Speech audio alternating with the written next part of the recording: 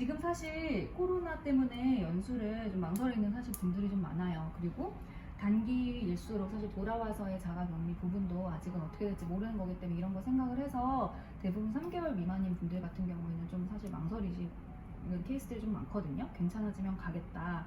근데 지금 뭐 코로나 때문에 언제까지 미뤄둘 수는 사실은 없는 것 같아요. 물론 초반이라고 하면 좀 그렇겠지만, 그래서 외국도 다 똑같이 우리나라랑 방역이나 특히 저희 같은 경우는 다 직영으로 운영을 하고 있기 때문에 학생들 안전관리 굉장히 신경을 많이 써요. 그래서 우리나라에서 뭐 마스크 많이 안 쓴다 외국이 뭐 이런 얘기도 있지만, 지금은 의식도 많이 좋아졌고, 또 현지 친구들이 그래서 보내준 영상이라던가 이런 걸로 현지가 얼마나 안전한지, 그리고 또 저희가 어떻게 관리를 하고 있는지 뭐 이런 부분들을 좀 설명해 드려요. 그래서 또 저희는 자체 보험도 가지고 있다 보니까 그 부분에서 뭐 혹시나 내가 검사를 받고 싶거나 아니면 무슨 일이 있었을 때 그 부분도 커버가 다 가능하거든요. 그래서 혹시나 이제 특히나 부모님들이나 학생분들 입장에서는 언론에서 안 좋은 부분들을 좀 더 많이 접하기 때문에 그런 거 있어서 좀 불안함이 있으시다라고 하면은 어떻게 관리되는지 이런 부분은 말씀해 주시면 저희가 충분히 설명 가능하니까 그 부분을 말씀을 해주시면 좋을 것 같아요.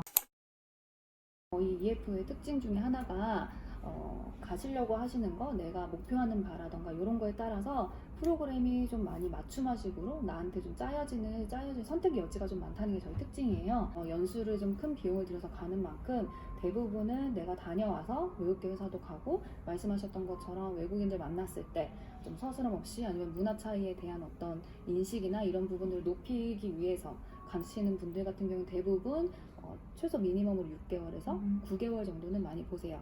그런 분들이 가시는 데가 이제 학기제 어학연수라고 해서 이제 입학 시기 정해져 있고 전 세계에서 학생들이 동시에 입학을 해요. 그러다 보니까 다 처음 만나는 친구들끼리 새로 사귀고 해서 아무래도 이제 처음에 내가 친해져 있는 친구들 사이에 좀 섞이는 것보다 나는 그런 게 더 편하다. 그리고 나는 좀 일정이 짜여져 있는 게 좋고 하시는 분들 같은 경우, 또 장기로 가는 친구들은 대부분 학기제 어학연수 선택해요. 그리고 자유기간 선택제는 휴가차 짧게 가시거나 아니면 나는 좀 빨리 나가고 싶거나 아니면 내가 좀 일정이 뭔가가 있어서 내가 좀 일정을 짜야 되는 케이스, 그런 분들 같은 경우는 2주부터 쭉 내가 원하는 기간까지 설정을 하실 수가 있어요.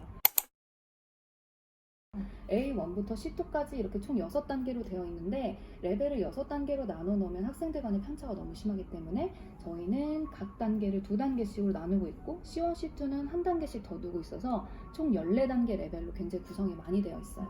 그래서 학생들 간의 편차도 줄이고 내가 하는 단계로 오르는 데 있어서의 시간도 조금 줄여서 성취 효과를 계속 줄 수 있도록 하고 있고요. 같은 반에서 일괄적으로 하는 수업은 한계가 있기 때문에 내가 부족한 부분에 대한 수업을 이렇게 들으실 수 있는 게 있거든요. 그게 이제 여기 보시는 특별 선택 수업이에요.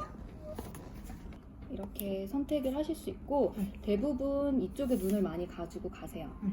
실제로 여기가 되게 재미있어요. 근데 우리가 이 정도의 카테고리 되는 이야기를 하려면 아무래도 기본적인 내 의사를 밝힐 수 있고 해야 수업 진행이 원활하기 때문에 이거 같은 경우에는 B1, 2나 B2 레벨 이상 되시는 분들이 들으실 수 있고요. 실제로 정말 로스쿨 다니는 친구들이나 이런 분들이 법률 용어 같은 거 들으면 만족도 되게 괜찮거든요. 근데 그 전까지는 내가 언어를 늘리러 가고 언어가 제 기본적인 소통이 안 되는 친구들이기 때문에 언어 집중 수업을 많이 들어요. 그래서 특히 우리 한국 친구들 저랑 가서 얘기를 해보면 대부분 말하기 이런 것들 위주로 수업을 하고요. 지금 여기 보시면 영어 수업이라고 되어 있는 약간의 주황색, 이 색깔이 정규적으로 짜여져 있는 시간이에요. 그래서 어떤 날 일찍 시작해서 일찍 끝나고 늦게 뭐 이렇게 공강이 있기도 하고 하잖아요. 이때 저희가 중간에는 대부분 공강 시간에는 학생들이 그냥 그 캠퍼스에서 뭐 노트북 가지고 과제를 하거나 아니면 저희가 중요시하는 게 액티비티라는 거거든요. 그래서 이거는 우리 뭐 어디 리조트 가면 액티비티가 여러 가지가 있고 내가 하고 싶은 거를 골라서 하잖아요. 거기에서 리조트에 왔던 다른 사람들을 만나고 얘기도 하고 하는 것처럼 마찬가지예요. 그런 취지로 만들어졌고요. 그 도시나 어떤 국가별로 특징이 있을 거예요. 그러면 거기에서 꼭 체험을 해봐야 되는 거, 뭐 그 근처에 맛집, 뭔가를 꼭 해야 되는 어떤 활동들, 상징적인 거, 그런 액티비티뿐만 아니라 뭐 소소한 거, 친구들끼리 같이 모여서 뭐 조깅을 하거나 요가를 하거나 아니면 뭐 근처 펍을 가서 뭐 게임을 하면서 맥주를 간단히 마시거나 캠퍼스 안에서 뭐 게임하고 토론하고 여러 가지들이 하루에 여러 가지씩 쭉 개설이 돼 있고, 그걸 보면서 내 공강 시간에 맞는 거 아니면 내가 듣고 싶은 주제 이런 것들을 골라서 선택을 하시면 되는 거예요. 저희는 다 직영으로 운영을 하고 있다는 게 특징이에요. 그래서 물론 뭐 내가 생각했던 그렇게 그림 같은 집은 아닐 수 있어요. 컨디션은 굉장히 다르고 특징은 되게 다르거든요.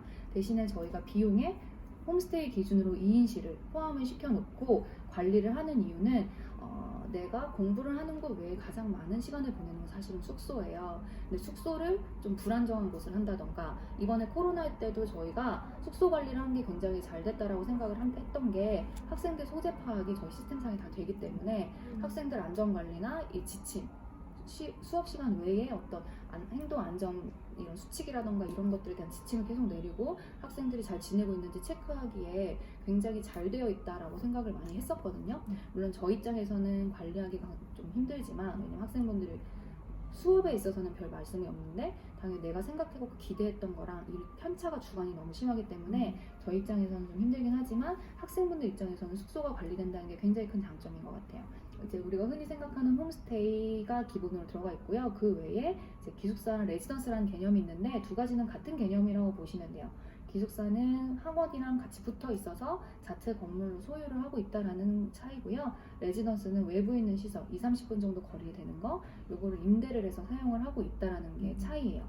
원서 씨는 어떤 숙소 형태가 본인한테 잘 맞을 것 같아요?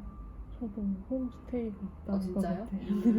뭐 친구들하고 어울려서 막 놀고, 그리고 정말 많은 친구들을 사귀고 싶다라고 하시는 분들이나, 나는 시설 그냥 좀 내가 확인되고 이런 데 많이 좀 가고 싶어, 그리고 난 가까운 데 최고야, 이런 친구들 같은 경우에는 레지던스에서도 되게 잘 지내요.